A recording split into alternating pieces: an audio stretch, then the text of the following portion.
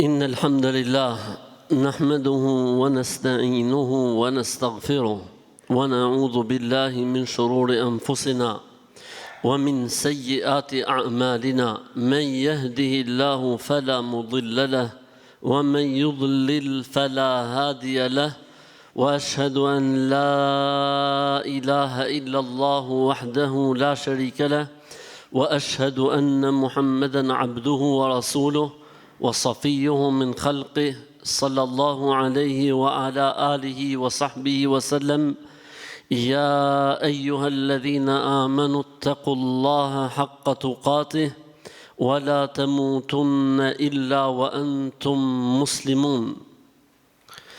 Me emrin e Allahut, të gjithë mëshirshmit mëshiruesit, Allahun, Zotin e vetëm, të vërtetë falenderojmë, vetëm prej Tij falje dhe mëshirë kërkojmë.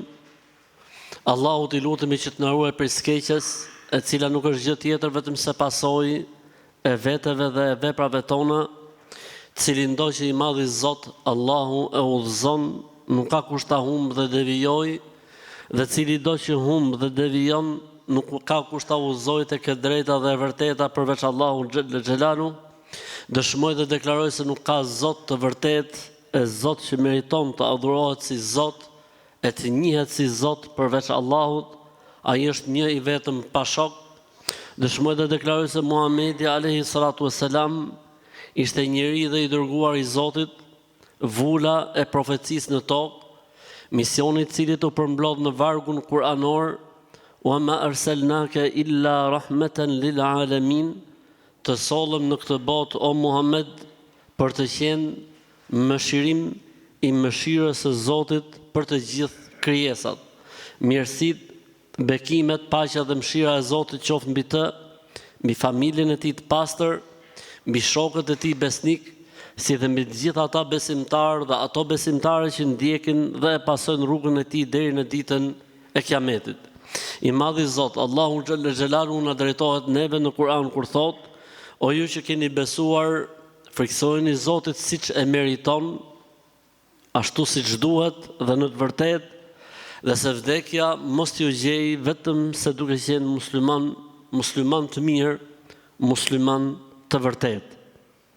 Vëllezër dhe motra, ne vazhdimisht I referohemi librit të Zotit për çdo detaj të jetës sonë, për adhurimin e Zotit, po edhe për punët e kësaj bote, dhe ne vazhdimisht në librin e Zotit gjejmë porosinë të madhit Zot për t'i dhënë rëndësinë dhe vlerësimin e duhur dhe shenjtërimin e merituar profetit Muhammed sallallahu alaihi wasallam. Dhe në surën An-Nisa, pra kapitulli dhe surja që ne po trajtojmë në një mori hutbesh që kemi ndërmarrë së bashku, vijnë një mori ajetesh afër njëra tjetrës, të cilat I kushtojnë rëndësi kësaj pjese. Ndër këto ajete që ne do të trajtojmë inshallahu taala, fjala e të madhit Zot: Fala wa rabbika la yu'minuna hatta yuhakkimuka fi ma shajara bainahum. Jo, pasha Zotin tënd, o Muhammed, thot Zotin Kur'an, ata nuk do t'jenë besimtarë të vërtet, derisa ty të bëjnë referencë dhe arbitër për çdo gjë që ndodh mes tyre. E ajeti tjetër për shembull në një faqe më përpara: Ja ayyuhalladhina amanu ati'u Allaha wa ati'u ar-rasula, o ju që keni besuar, binduni Allahut, binduni të dërguarit të Tij sallallahu alaihi wasallam, të parëve tuaj, pra dietarëve dhe atyre që ju udhëheqin. Dhe çudi, nuk ka thënë ke e treta binduni. Ke e para binduni Allahut, binduni të dërguarit dhe të udhëheqësve tuaj, që do thot udhëheqësit, nëse I binden Allahut dhe dërguarit të Tij, jemi të obliguar t'ju bindemi. E nëse nuk I binden Allahut dhe dërguarit të Tij, atëherë kemi të drejtë në këtë rast mos t'ju bindemi. E nëse ndodh që ka debat mes jush apo konflikt, farudduhu ila Allahi war Rasul. Kthejeni çështjen dhe referohuni, arbitrohuni te fjala e Zotit dhe te fjalët e pejgamberit sallallahu alaihi wasallam. Ose ajeti tjetër, po në këto dy faqe. Wa ma arsalna min rasulin illa liyuta'a bi idhnillah. Profetët i kemi sjellë që të ndiqen dhe të pasohen. Ose ajeti që vjen në faqen vijuese. Ndiqeni dhe pasojeni profetin që të keni udhëzimin dhe dritën e Zotit. E kështu vijnë ajetet kuranore shumë shpesh përsëritën në Kuran, fakti që ne si shembull duhet kemi Muhammedin alayhi salatu wasalam. Dhe jo shembull me dëshirë, por është një shembull që duhet ndjekur dhe duhet pasuar, sepse vetë deklarata dhe hyrja në Islam ka dy fjali: La ilaha illallah, Muhammedun Rasulullah. Nuk ka Zot të vërtet që meriton të adhurohet si Zot, e të njihet si Zot, përveç Allahut. Muhamedi është i dërguar i Allahut. Do më thënë, rruga për te Zoti është e blokuar në qoftë se nuk ecën në rrugën e Muhamedit alayhi salatu wassalam. Pra nuk është kjo çështje fakultative me dëshirë. Jo, nuk shkon dot tek Zoti përveç se nëpërmjet porosive dhe këshillave dhe rrugës së ndjekur nga Muhamedi alayhi salatu wassalam. Për këtë arsye, i madhi Zot, Allahu xhalla xhelaluhu, e ka bërë bindjen ndaj profetit dhe porosive të tij si bindje ndaj të madhit Zot, sepse profeti alayhi salatu wassalam nuk flet në asnjë moment nga vetja e tij. Wa ma yantiqu anil hawa in huwa illa wahyun yuha. Muhamedi nuk flet nga vetja e tij, çdo gjë që e thot e ka nga Zoti i tij. Ajeti tjetër ku thot, nëse doni mëshirën e Allahut, ndiqeni profetin. Nëse doni dritën e Allahut, ndiqeni profetin. Laqad kana lakum fi rasulillahi uswatun hasanatun liman kana yarjullaha wal yawmal akhir. Shembulli juaj, nëse jeni besimtar në Zot dhe besimtar në botën tjetër, shembulli dhe modeli juaj është Muhamedi sallallahu alaihi wasallam. Dhe faktikisht tu kemi dy gjëra për trajtuar. Përse duhet kishte patjetër profet, sqarues dhe kumtues dhe transmetues, ndërkohë që do të mjaftonte besimin në Zot, siç thon disa njerëz, Zot ka, po këto fetë dhe besimet i kanë shpikur njerëzit. Se Zot ka, po këto fetë dhe besimet janë nga njerëzit. Ose siç thon ata që janë të infektuar nga sistemi që ra, fetë janë si partit. Ne themi, hasha lillah, kurrën e kurrës, i pastër është Zoti, që të ngjasohet diçka që ka ardhur nga Zoti i Madh me pislliqet njerëzore, me krijimet njerëzore. Ajo që vjen nga Zoti është e Zotit dhe nuk mund krahasohet me atë që shpikin dhe bëjnë njerëzit. Po pse duhet kishte kaq shumë fe? Ne themi, feja e Zotit është një. Thjesht emisarët, profetët kanë zvendësuar njëri tjetrin. Përndryshe, Ademi alayhi salatu wassalam ishte në Islam, Nuhu alayhi salatu wassalam ishte në Islam, Ibrahimi alayhi salatu wassalam ishte në Islam, Musa alayhi salatu wassalam ishte në Islam, Isa alayhi salatu wassalam ishte në Islam, dhe vula e profecisë në tokë Muhamedi alayhi salatu wassalam ishte në Islam. Feja e Zotit është një, lëri emërtimet njerëzore.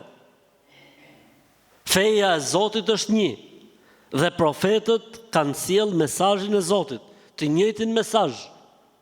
Thjesht Allahu xhalla xhelaluhu i ka shfuqizuar profetët sipas kohës, duke përshtatur situatat dhe rrethanat dhe kulturat e kështu me radhë. Për këtë arsye, ne muslimanët a mund të quhemi besimtar nëse nuk i pranojmë të gjithë pejgamberët e Zotit? Jo. Nëse nuk i duam të gjithë pejgamberët e Zotit? Jo. Nëse nuk i pohojmë të gjithë pejgamberët e Zotit? Jo. Nëse mohojmë njërin prej tyre, ne muslimanët, çfarë gjykimi kemi? Jemi jo besimtar. Nëse urrejmë njërin prej profetëve të Zotit, jemi jo besimtar.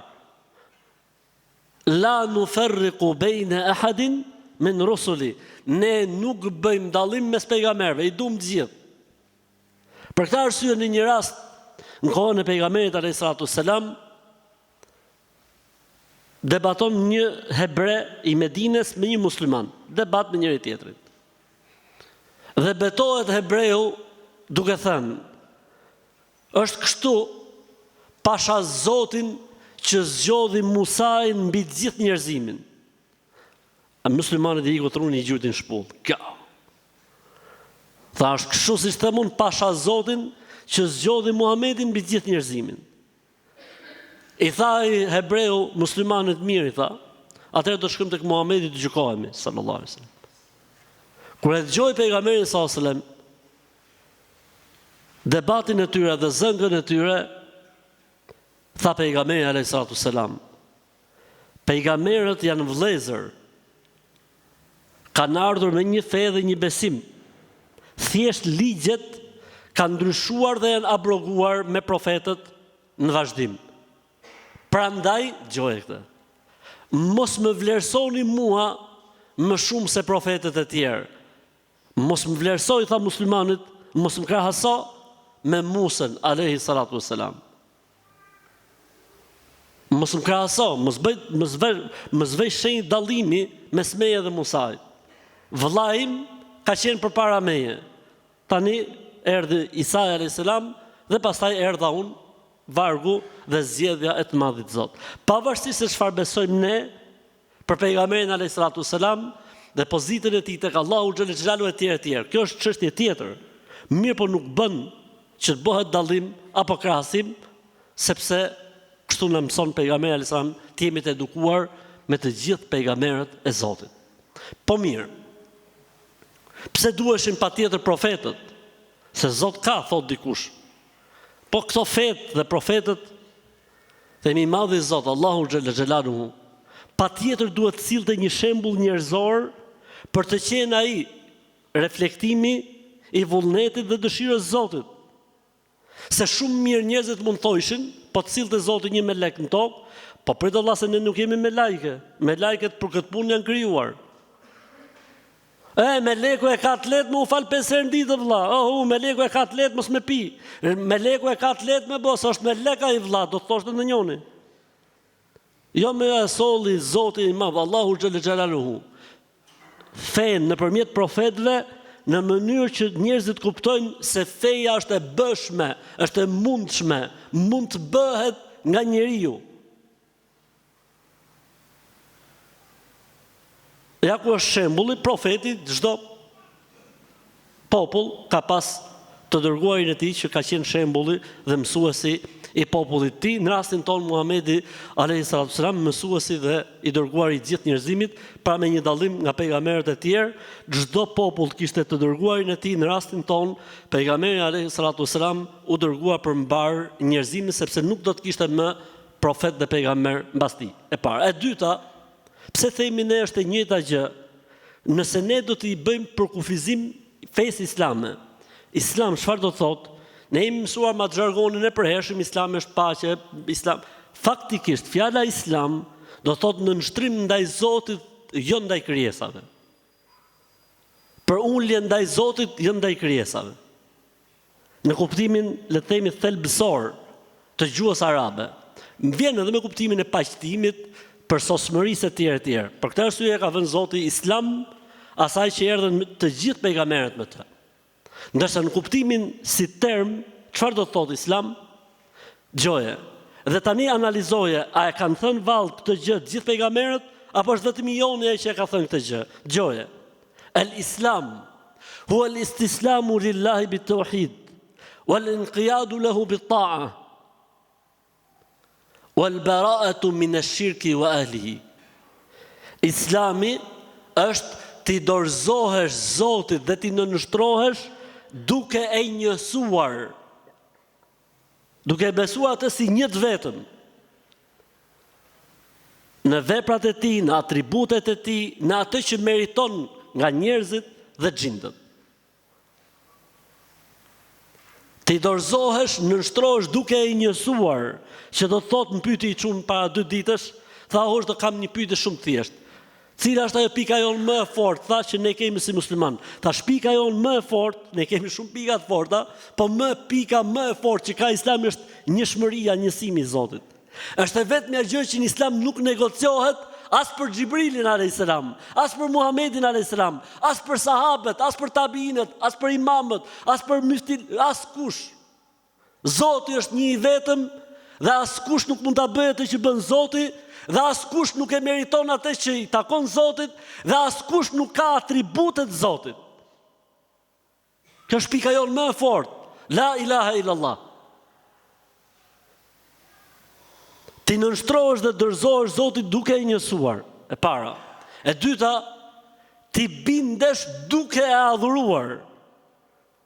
Pa jo thjesht besimtar zemra bardhë, ku dëgjon sa e duan se. Ti bindesh, është Zot, po. Bindju pra. A themi ne për shumë, kur jeni një shtet, kur jeni një vend, du t'i bindesh ligjit ati i vendit? Po, sepse jeton në atë vend. E ke pranu, atëherë bindju. A e ke pranu si Zot, mbaroj historia. Bindju, si duke adhuruar. Duke ndjek porosit që a i ka thënë. Se këto porosia i ka sjellë për ne, nuk i ka sjellë për veten e tij. Se s'ka nevojë të adhurohet nga ne. Për këtë arsye thoshte Abdullah ibn Mesudi radhiyallahu ta'ala anhu, nëse dëgjon thot në Kur'an, ja ayyuhalladhina amanu, o ju që keni besuar, thoshte farihi sam'ak. Dhe ja veshin, imma khairun tu'maru bihi wa imma sharrun tunha an. O do të jetë në gjë e mirë që Zoti po të urdhënon, o do të jetë në gjë e keqe që Zoti po të ndalon. E mirë po të urdhëron, e keqe po të ndalon. Ti bindesh duke e adhuruar, pra me fjalë boshe. Bindje në shtrim. O ju besimtar nuk duhet të hani në Ramazan, mbaroj historia. O ju besimtar duhet të jeni 2.5% pasurisë tuaj për të varfrit, mbaroj historia. O ju musliman silluni mirë me prindërit, mbaroj historia. O ju musliman, mbaroj, Zoti ai urdhron, ne bindemi. S'ka.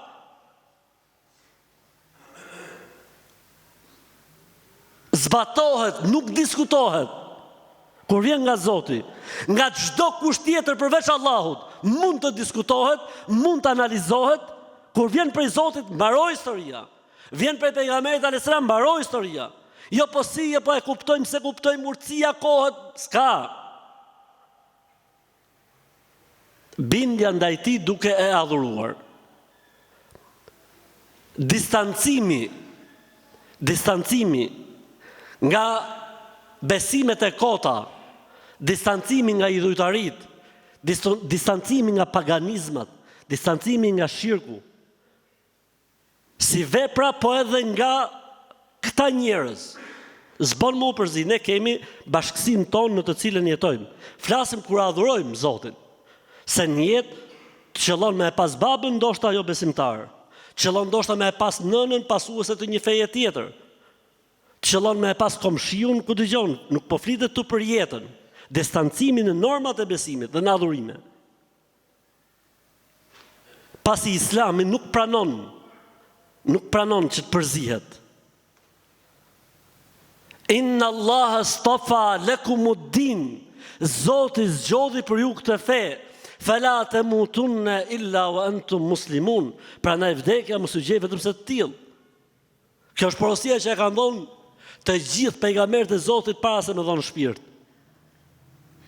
Për këtë arsye unë them me lirshmërinë më të madhe se të gjithë pejgamberët kanë ardhur me Islam, që do thotë Zoti është një i vetëm, Zoti duhet adhuruar dhe besimtari nuk ka pse të përzihet me fetë dhe besimet apo me paganizmat që beson se janë të kota dhe të papranuara tek Allahu xhalla xhelaluhu. A nuk është kjo ajo që kanë thënë të gjithë pejgamberët e Zotit? S'ka dyshim. Për këtë arsye ne themi me lirshmërinë më të madhe se të gjithë pejgamberët kanë ardhur me të njëjtin mision, me të njëjtin vizion, me të njëjtin qëllim, me të njëjtat objektiva, me të njëjtin subjekt. Thjesht mund të kenë ndryshuar disa gjëra për shkak të kulturës, kohës, kushteve, rrethanave etj. etj. Dhe ajo që e bën më të veçantë, le të themi, legjislacionin, se s'du të them fenë e Muhamedit sepse është në linjë me të tjerët, është se Zoti i Madh solli të disa parametra që parashikojnë çdo lloj situate deri në ditën e Kiametit. Çdo lloj kulture deri në ditën e Kiametit. Çdo lloj race dhe vende deri në ditën e Kiametit. Kështu që nuk ka nevojë me bën ndërhyrje, nuk ka nevojë me bën rregullime, nuk ka nevojë me rregullu ca gjëra se nuk shkojnë për kohën që jetojmë. Se kanë kaluar 1500 vjet edhe nuk shkon duket. Vazhdo tim atë që ka thënë Zoti, "Ela ya'lamu man khalaqa wa huwa al-latiful khabir." A nuk e di ai që e krijoi njeriu dhe njerëzimin për fenë që solli, ai është i gjithdituri.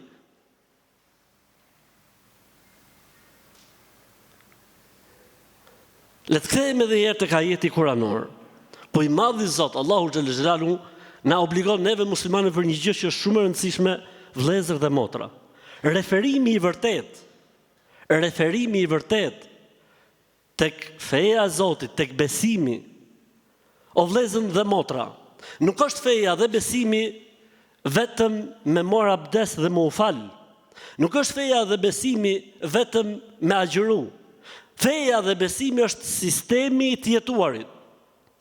Feja dhe besimi ka abdesin, feja dhe besimi ka dhe ligjet mbi tregtin, feja dhe besimi ka dhe ligjet mbi divorcin, feja dhe besimi ka dhe trashëgimin, feja dhe besimi ka të gjitha normat e jetës në një verdikt dhe në një version tjetër që është versioni dhe verdikti i Islamit të zhvillimit të gjës. Para ndoshta një 10 ditësh më vinë disa njerëz, një familje. Për çështjen e trashëgimisë.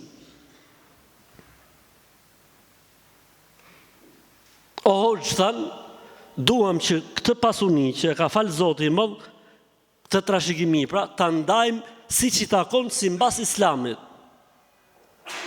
Me të kënaq zemra dhe shpirti. E duam halal sipas ligjit të Zotit, siç e thot Zoti.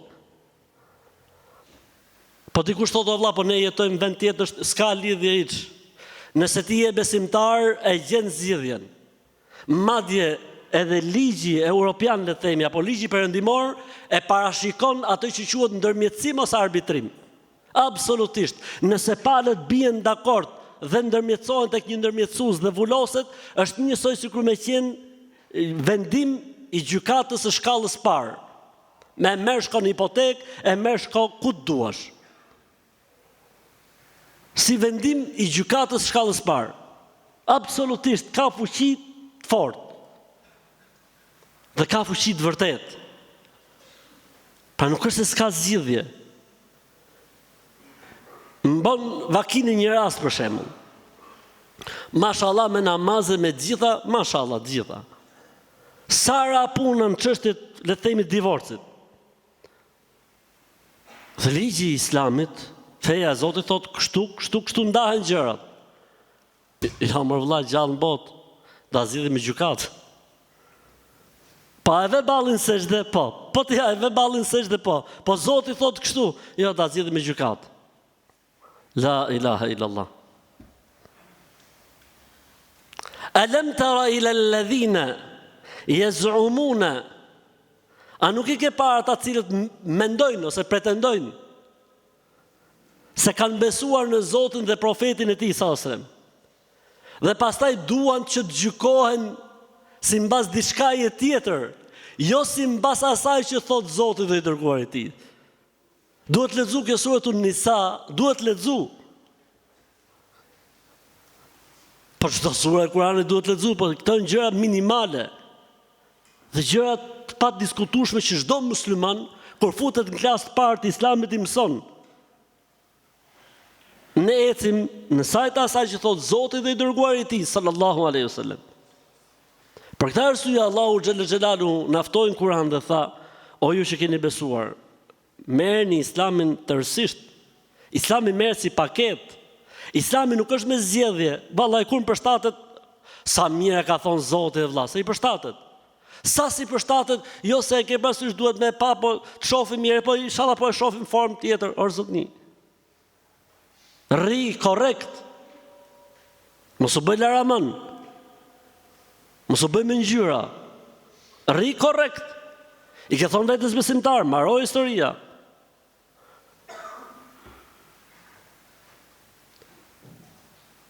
E këto ajete në surën Nisa i kushtojnë pikërisht subhanallah kësaj pjese, çfarë thot? Fa in tanaza'tum fi shay'in farudduhu ila Allahi wa rasuli. Wa rasul in kuntum tu'minuna billahi wal yawmil akhir. E nëse ju keni debat, keni konflikt me njëri tjetrin, ktheheni te fjala e Zotit. Ktheheni tek fjala e pejgamberit alayhi salatu wasalam. Nëse me të vërtetë besoni Allahun dhe botën tjetër. Nëse me të vërtetë e besoni Allahun dhe botën tjetër.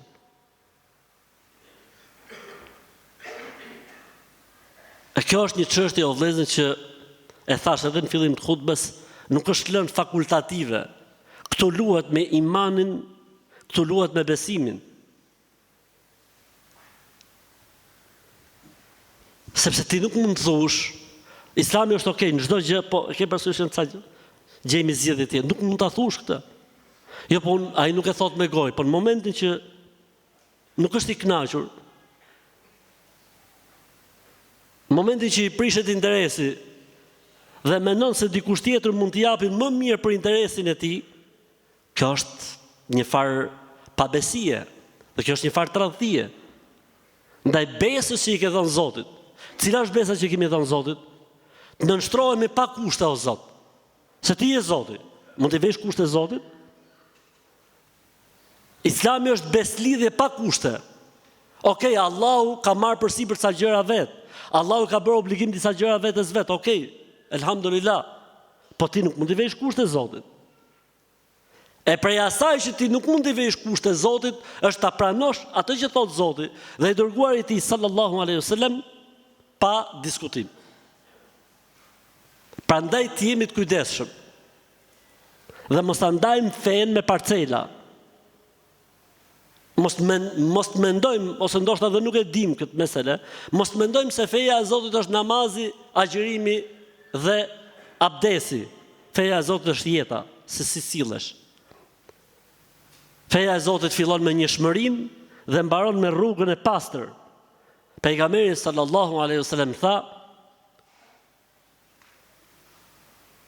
kjo fe ka 70 e sa deg.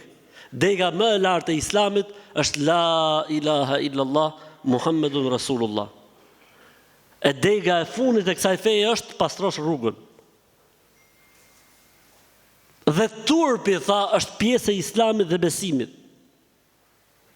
Kush nuk ka turp s'ka hajër prej tij. Për këtë arsye, në surën e Nisa e kushtohet rëndësi kësaj pjesës që t'i jepet pejgamberit alayhis salam prestigji dhe vendi që ja ka dhënë Allahu xhalla xhelalu. Ja ayyuhalladhina amanu ati'u Allaha wa ati'u ar-rasula. Dhe Zoti e thot këtë gjë. O ju që keni besuar, binduni Allahut. O ju që keni besuar, binduni të dërguarit sallallahu alaihi wasallam. Këtu vjen edhe një çështje, dhe kjo do të jetë e fundit për këtë hutbë të parë. Këtu vjen edhe rëndësia dhe pesha e madhe që ka tradita ose syneti i pejgamberit alayhis salam në interpretimin e fesë dhe të besimit. Vëllezër dhe motra, nuk ka dyshim se kush thot, gjoje këtë dhe fiksoje, nuk ka dyshim se kush thot, fen unë e marr nga Kurani dhe s'du të marr hadithet apo sunetin e pejgamberit alayhis salam, nuk ka dyshim se ky njeri është i pa fe, mohues i Kuranit. E ku e kemi argumentin nga Kurani, se kush e thot këtë fjalë është mohues i Kuranit. Do ta japun argumentin nga Kurani, 5 argumente besoj se mjaftojnë. Argumenti i parë, Allahu thot në Kur'an: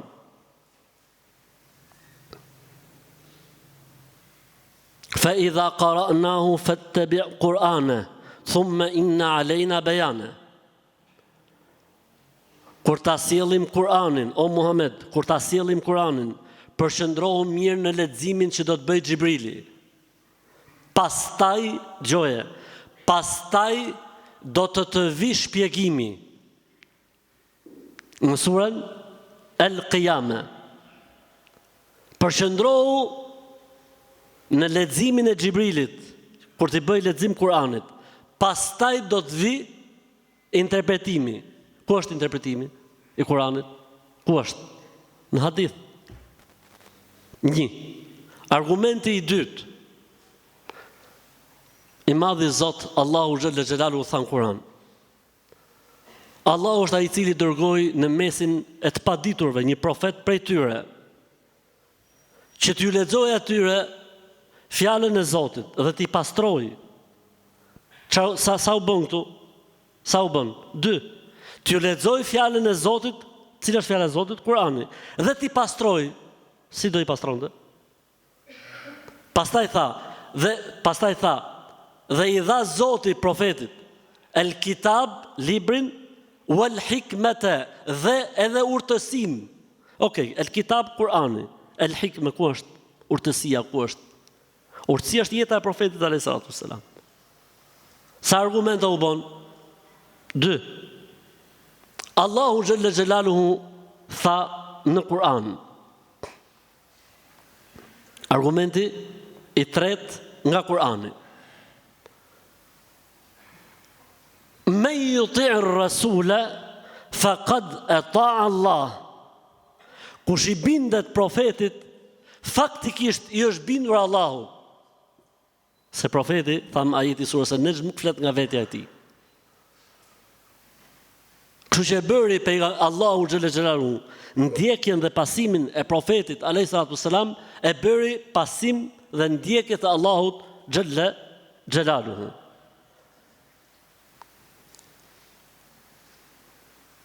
Argumenti i katërt. I madhi Zot Allahu xhalla xhelaluhu tha në Kur'an.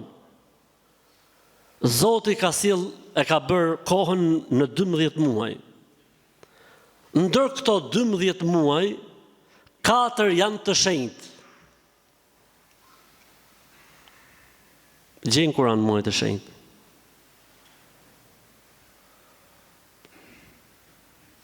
S'është askund e shkruar se cilët janë muajt e shenjtë në Kur'an.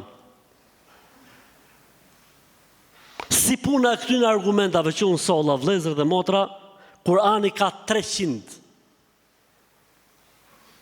që nuk shpjegohen vetëm se me hadith. Për këtë arsye, fiksoje mirë, ai njeri, mashkull apo femër qoftë, që mohon fjalët e profetit, hadithet e pejgamberit alayhis salam, faktikisht është mohues i Kur'anit, po i maskuar me Kur'an. Dhe pejgamberi alayhis salam e ka parashikuar një situatë të tillë. Kujdes thot, se do të vi një kohë që dikush do të ulet në karrigen e tij, ose në koltukun e tij, ose në stolin e tij. Dhe do të thotë, gjojeni hadithin e mrekullueshëm, profeci. Dhe do të thotë, halali është çfarë thot Kur'ani, harami është çfarë thot Kur'ani. Çfarë ka Kur'ani e pranojmë? Çfarë se ka Kur'ani nuk e pranojmë. Zjarri i xhehenemit është vendi i këtyre njerëzve.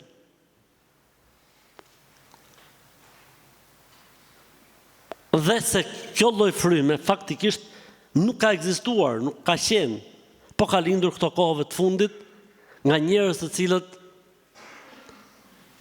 janë munduar se si ta shembin Islamin nga brenda në emër të Islamit apo me argumentat e Islamit. E mbyllim të hutbe duke i lutur Zotit të Madh që të na bëj neve ndjekës, pasues të pejgamberit alayhis salam në çdo detaj të jetës sonë. Pejgamberi sallallahu alaihi wasallam ka thënë në një hadith të bukur, të cilin transmeton Ebu Huraira radhiyallahu anhu, tha: kullu ummeti yadkhuluna al-jannata illa man aba. Qalu wa man ya'ba ya Rasul Allah? Qala man ata'ani dakhala al-janna wa man 'asani faqad aba. Pejgamberi sa më tha në këtë hadith, të gjithë ndjekësit e mi, të gjithë pasuesit e mi, do të futen në xhenet pa dyshim, përveç sa atyre që nuk duan. Tha në pejgamberi Zot, por kush nuk do me hynë në xhenet? Tha pejgamberi alayhis salam, kush më ndjek mua, ai do të futet në xhenet.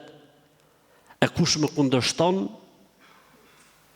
ai do të futet në zjarr xhenemit, ose ai që nuk më ndjek mua më ka kundërshtuar. Kush më ndjek mua do të futet në xhenet, e kush nuk më ndjek mua më ka kundërshtuar. E i madhi Zot, Allahu xhalla xhelalu tha: "Falyahdhari alladhina yukhalifuna an amrihi an tusibahum fitnatun aw yusibahum adhabun alim." Gjoje këtë ajet, sepse unë i thash 5 argumenta, këtë pasa dal nga mendja. Gjoje çfarë thot Zoti, pash Zotin. Gjoje. Të kenë kujdes, gjoje. Të kenë kujdes ata që e refuzojnë porosinë e profetit, se do t'ju ndodhi një sprovë e rëndë dhe në botën tjetër do të kenë dënim të dhimbshëm. Subhanallah. Pra të vinë njeriu, ta lexoj këtë ajet, edhe thotë unë se pranoj hadithin apo fjalën e pejgamberit sallallahu alajhi wasallam. Të kenë kujdes, të ruhen ata të cilët e kundërshtojnë porosinë e tij. Nuk tha porosinë e Kuranit, porosinë e tij, porosinë e Kuranit, porosinë e tij, sepse ai nuk fliste nga vetja e tij, sallallahu alajhi wasallam. Se do t'ju ndodhi në këtë botë një sprovë, e në botën tjetër dënimi për ata do të jetë i dhimbshëm. Vëllezër dhe motra, kur flasim për fe dhe për besim, dhe kur flasim për pasimin e pejgamberit alayhis salam, themi në të gjithë sferat e jetës, në të gjitha fushat e jetës, edhe jo me i nda gjërat me parcela. Dhe unë do të flas për një fush që ndoshta ndonjëri prej nesh mendon se kjo nuk është prej fesë, po faktikisht është prej fesë dhe prej besimit. Cila është kjo tani? Qenia e njeriut i qeshur dhe i buzëqeshur, qenia e njeriut hokatar, qenia e njeriut shakaxhi.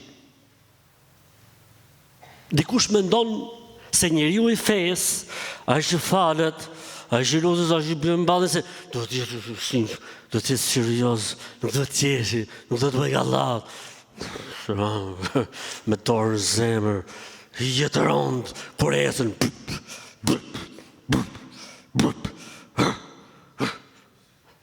S'ka lidhje me fenë Allah.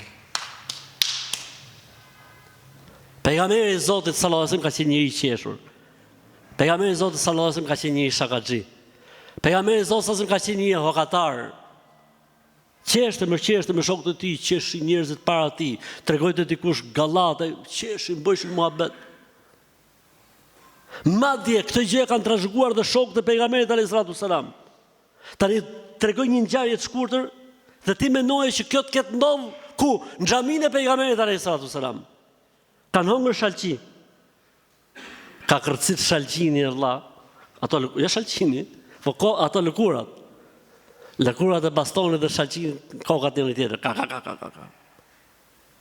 Amo kur vinte puna për ta tregu veten burr dhe serioz, s'kishte. Pa ne jemi njerëz, e si njerëz, duhet jemi njerëz që jetojmë në botën e pozitivitetit. Jo në botën e negativitetit, në botën e vetullave të ngjitura. Zërë trash.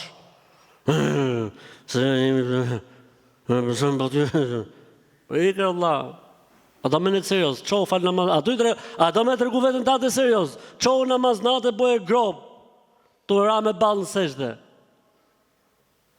O vlezën, gjojni këtë moment tjetër. Njoni, sahabi, i drejtohet pejgamberit alayhis salam. Gjojë këtë, pash Zotit. Tha o pejgamberi Zotit, si shumë bon shakati.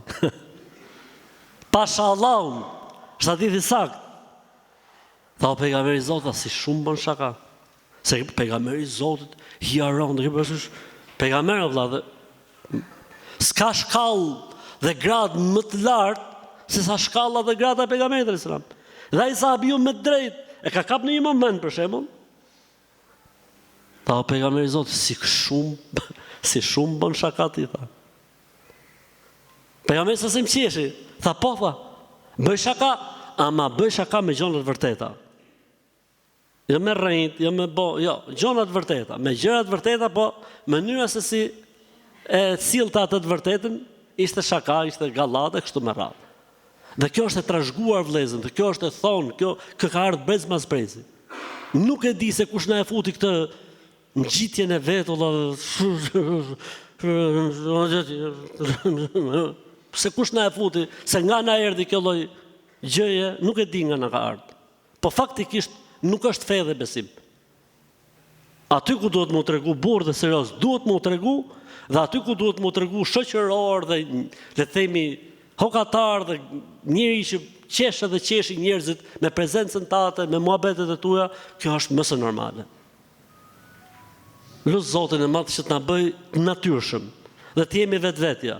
Kur është për qeshim gjithë, kur është për qajmë gjithë, kur është për të ngrihemi të gjithë, e kështu me radhë, jo me u viktimizu njeriu kotëm kot, as mos me u shtir njeriu kotëm kot, as me bë aktorin kotëm kot, po me qenë vetvetja, dhe nëse njeriu do të ishte vetvetja gjithmonë, do të ishte çdo gjë e natyrshme.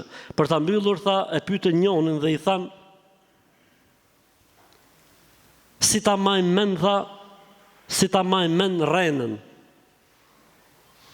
Se ky ishte që e kishte si smunje. I tha, ka i metodë shumë të lehta, çfarë është? Tha, thuj gjithmonë të vërtetën dhe s'ke nevojë me e majtë mend. Thuj gjithmonë të vërtetën dhe s'ke nevojë me e majtë mend. Rrenën, kështu që pra e lidhja cila është, ne duhet jemi të natyrshëm, ne duhet jemi vetvetja, ne duhet ta jetojmë jetën siç na e ka fal i Madhi Zot, dhe në fen tonë, elhamdulillah, ne kemi shumë gjëra të mrekullueshme dhe të bukura që ndoshta nuk i dim, po që faktikisht feja na inspiron pozitivitet, na inspiron mirësi, që të jemi në një jetë të lumtur, jo vetëm në ahiret, po edhe në jetën e kësaj bote. Allahu xhalla xhelalu tha në Kur'an, men amila salihan min dhakarin aw untha wa huwa mu'min falanuhyiyannahu hayatan tayyibah wa lanajziyannahum ajrahum bi ahsani ma kanu ya'malun. Për çdo besimtar dhe besimtare që beson dhe bën vepra të mira, në këtë botë do t'i garantojmë lumturi, po edhe në botën tjetër do t'i japim shpërblimin si për gjën më të mirë që ai ka jetuar dhe vepruar në jetën e kësaj bote.